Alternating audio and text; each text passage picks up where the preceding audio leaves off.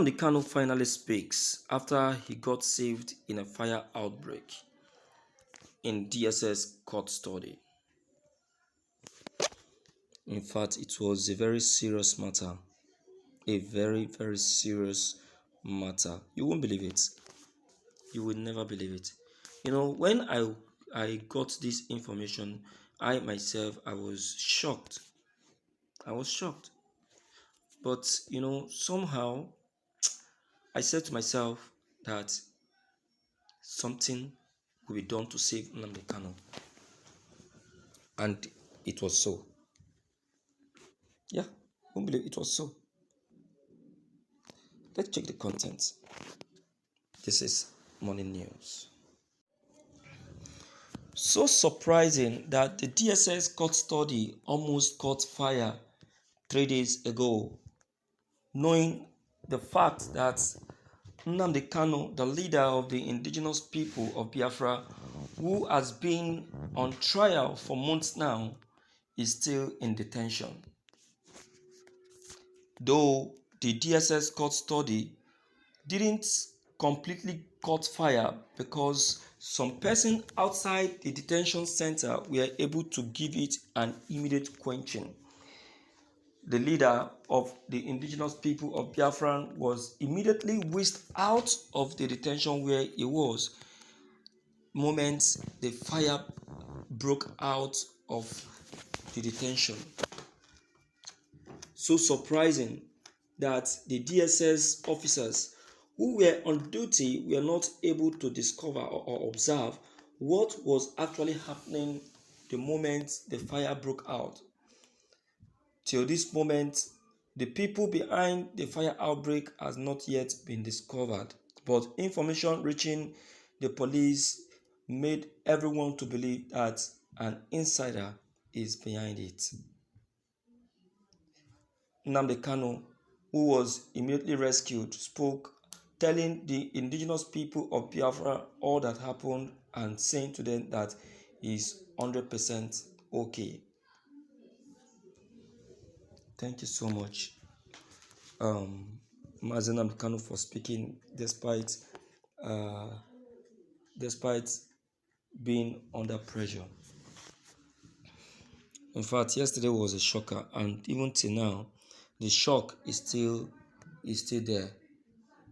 You understand? The shock is still there. I was very surprised even when I heard this. Until now, I'm still very much surprised that something of this nature will happen in DSS custody. I thought there was a fire extinguisher very close to the DSS custody. Why is it that it is the DSS officers that took that swift move? That is those outside the DSS detention that took that swift move and quenched the fire. Can you imagine? It means that anything can happen to those in the prison. Thank God he didn't got into the prison. If not, who would have saved those in prison? And the leader of the indigenous people of Biafra, Nnamdi Kanu, is also there.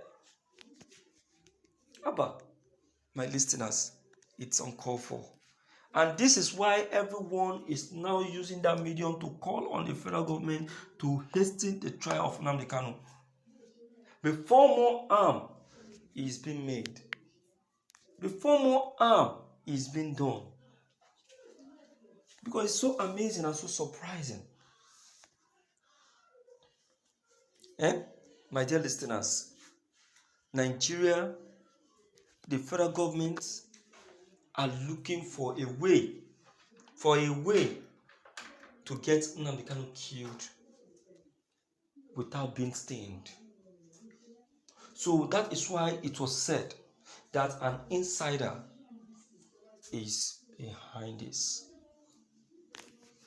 Yes, an insider is behind it, but he's still playing, a face-off, not wanting anyone to know that he's the one behind it. So crazy. So crazy. So I will say this so that we will know that these people actually know what they are doing, but they are just covering up, not wanting anyone to get them. You see that? So let us be very, very wise, especially with the manner at which the federal government is handling Nnamdi Kanu's trial. Because I have seen some level of deceit. There is deceit in this very trial. I can see that. There is the deceitfulness. I can see that. Yeah? So let us be wise while speaking about this very trial of Nnamdi Kanu, so that the President Mubarak will see reason why it is very dangerous to still keep Nnamdi Kanu in that very detention. The US government are already interfering and intervening. In fact, the president himself spoke yesterday, giving Buhari an ultimatum on this same issue, which I believe that Buhari have not yet concurred with, because he's a very stubborn president. Let me hear from you from the outside to know what you think and what you take an opinion on this very broadcast maybe. Don't forget to leave them below the comment section. Click on the subscription buttons as well as the bell buttons to get updated each time we upload any new videos.